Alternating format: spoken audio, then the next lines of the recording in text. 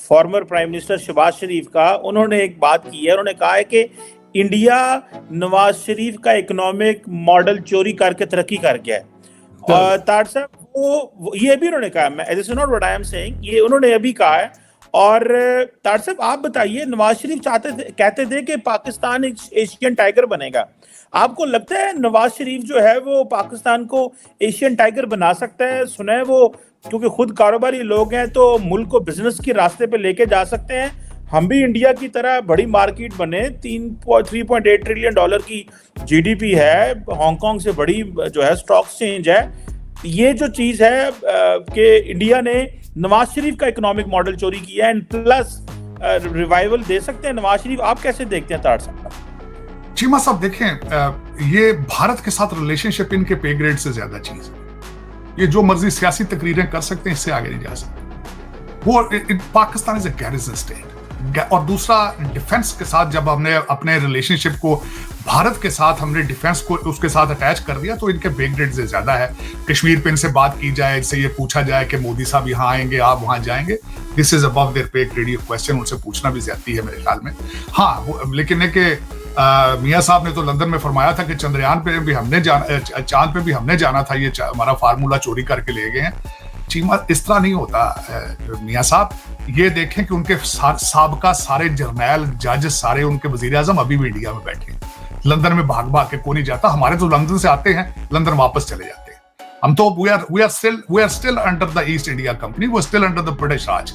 हमारा उसमें जो अगर देखा जाए तो we are still operated from the London. ये इसमें कोई मुबालगा नहीं। आज भी हमारी रूलिंग एलीट, सारा फोकस उनका लंदन में है, दुबई में है, अमेरिका में है।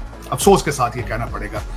दुनिया के अंदर ये मीडिया हेडलाइंस हैं कि इंडियन नेवी ने पाकिस्तानी सेलर्स को एंड ईरानियन सेलर्स को जो सोमाली पायरेट्स हैं उनसे बचाया है। By the way, Somali pirate भी सारे मुसलमान हैं, ये होती भी सारे मुसलमान हैं। जब मुसलमान तुम्हारा भाई मुसलमानों को ले जाता है, ये काफिर ही आते तुम्हें बचाने, काफिरों की शरण में ही आना पड़ता। नेट सिक्योरिटी प्रोवाइडर वो है जो कि एक बड़ी शक्ति है, जो कि जिम्मेदारी लेना जानती है और जिम्मेदारी ले रही है अपनी खुद मुख्तारी। लेकिन खुद मुख्तारी तभी होती है जब आपके पास मुआशी वसाइल मौजूद है। इस वक्त भारत के 600 बिलियन से ज्यादा फॉरेन एसेट्स मौजूद है उनके। पाकिस्तान बचने वाला नहीं है, पांचों तरफ से जो है वो गिर चुका है। एक मसले से निकलने की कोशिश करता है तो दूसरे मसले में फंस जाता है। ऐसे हो तुम कि काफिरों की जूठन खा खा के गजवाए हिंद के सपने देखते हो।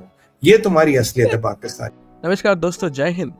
जब से भारत ने अरेबियन सी में एक काफी बड़ा ऑपरेशन करते हुए पाकिस्तानी मछुआरों को और ईरानी मछुआरों को बचाया है, तब से एक खबर सोशल मीडिया सहित कई सारे न्यूज चैनलों में तथा वेस्टर्न मीडिया ने भी काफी कवर किया है। और भारत का एक सुपर पावर होना इस बात से पता चलता है कि भारत किस प्रकार से वहां पे भारतीय ना होते हुए भी उनको बचाने गया और हमारे दुश्मन देश पाकिस्तान के लोगों को भी बचा लिया। ये सबसे बड़ी बात है। और भारतीय मीडिया सहित वेस्टर्न मीडिया तो चकित है और भारत की वाह करते हैं, पर पाकिस्तानी मीडिया भी अब भारत के गुणगान करने में पीछे नहीं है। उन्होंने शुक्रिया अदा करने का कोई प्रॉपर वर्ड्स तो यूज नहीं किए, पर भारत की कामयाबी वो बार बार बता भी रहे हैं। यहाँ तक कि पाकिस्तानी सोशल मीडिया में कई सारे यूट्यूब चैनल पर इसके ऊपर अब डिबेट भी चालू है। क्या भारत ने ये किया, ये अच्छा किया, या फिर पाकिस्तान ने भारत को कुछ प्रॉपर थैंक यू बोलना चाहिए? इसके ऊपर वहाँ के मूर्ख पाकिस्तान कहते हैं ये तो भारत का काम था, भारत ऐसा करना चाहिए था, हम थैंक यू क्यों बोले, उन्होंने किया तो ठीक है, नहीं करते तो भी कोई बात नहीं। इस प्रकार से मूर्खता भरे स्टेटमेंट वहाँ के पाकिस्तानी लोग दे रहे हैं। और ऐसे स्टेटमेंट सुनने के बाद हमें कोई भी आश्चर्यता नहीं होती है, क्योंकि हम इनसे, इन गधों से क्या अपेक्षा कर सकते हैं। हमें तो हमारा सनातन धर्म पसंद है और हम सड़कों पे बैठे कुत्ते बिल्लियों की भी जान बचा लेते हैं, तो आदमियों की जान तो बिल्कुल बचा ही लेंगे। पाकिस्तान को तो काफी आश्चर्य लगता है कि भारत ने पाकिस्तानी मछुआरों को कैसे बचा लिया। इसमें आश्चर्य की कोई बात नहीं है। टर्की हमारा दोस्त नहीं है, फिर भी टर्की में जब बड़ा भूकंप आया तो सबसे पहले भारत ही वहां पे पहुंचा था। इस प्रकार से कई सारे ऐसे देश हैं जिनके साथ भारत के अच्छे संबंध नहीं है, पर भारत ने उसे बार बार मदद भी भेजी है, एड भेजी है। और यहाँ तक कि पाकिस्तान अगर कोई सदमे में आ भी गया, कोई नेचुरल कैलामिटीज में आ भी गया, तो सबसे पहले भारत ही है जो वहाँ पे मदद भेजेगा। ये बात मैं दावे के साथ कह सकता हूँ। भले ही पाकिस्तान ने कितने भी कठोर तरीके से भारत में आतंकवाद फैलाया है, इसके बाद भी भारत हमेशा से ही अपने मानवतावाद का धर्म कभी नहीं भूलेगा। दूसरी ओर पाकिस्तान में कुछ ऐसे मूर्ख न्यूज रिपोर्टर बैठे हैं, वो कहते हैं कि नवाज शरीफ का एक प्रोग्रेसिव मॉडल था जिसे मोदी जी ने कॉपी कर लिया और भारत में उसे इम्प्लीमेंट कर लिया और इसके कारण पिछले 10 सालों में भारत तरक्की कर रहा है। नवाज शरीफ अगर ये मॉडल पाकिस्तान में ला लेते तो पाकिस्तान आज कहाँ के कहाँ होता। ऐसे मूर्खता भरे स्टेटमेंट पाकिस्तान के न्यूज चैनल पे हमें आए दिन देखने पड़ते हैं और देखकर हंसी भी नहीं छूटती, बेचारों पे दया आती है कि कैसे दिमाग लेके ये लोग पैदा हुए हैं और कैसे अकल के तारे ये लोग तोड़ते हैं। सच में काफी दयनीय अवस्था है पाकिस्तानियों की और पाकिस्तानी न्यूज एंकरों की, जो अपने आवाम को पागल आए दिन बनाते रहते हैं। पाकिस्तान में पाकिस्तानी आतंकवादी ही बम फोड़ते हैं और सारे का सारा इल्जाम भारतीय लोगों पर और भारतीय सरकार पे लगा दी जाती है।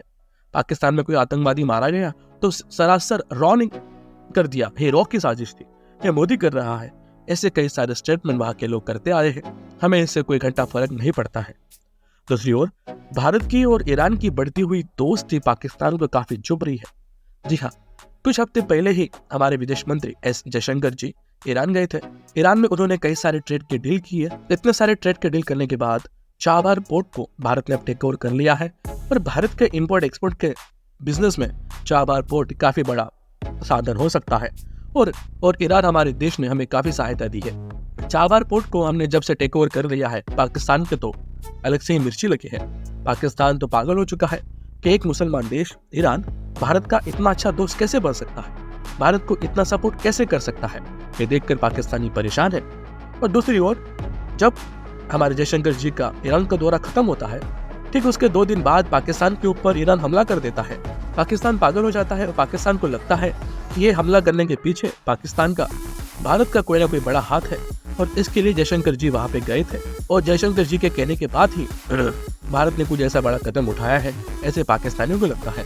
पर पाकिस्तानियों को मैं क्या बताऊं, इतने आतंकवादी पाल के रखे हैं कि तुम्हारा ईरान क्या, अफगानिस्तान भी, इराक भी और कई सारे मुसलमान देश ही तुम्हारे ऊपर आतंकवादी हमला कर सकते हैं। तुम्हारे देश में बैठे हुए आतंकवादियों को मारने के लिए बड़े बड़े मिसाइल छोड़ सकते हैं। इसमें कोई नई बात नहीं है। भारत और कई सारे मुसलमान देशों के संबंध काफी अच्छे हैं। इसमें ईरान, यूएई, सऊदी अरेबिया और कई सारे देश भी हैं। इससे पाकिस्तान चलता है। आइए देखते इस वीडियो में। जय हिंद। अगर आपको हमारा वीडियो पसंद आता है तो हमारे चैनल को सब्सक्राइब कीजिए। धन्यवाद। जय हिंद।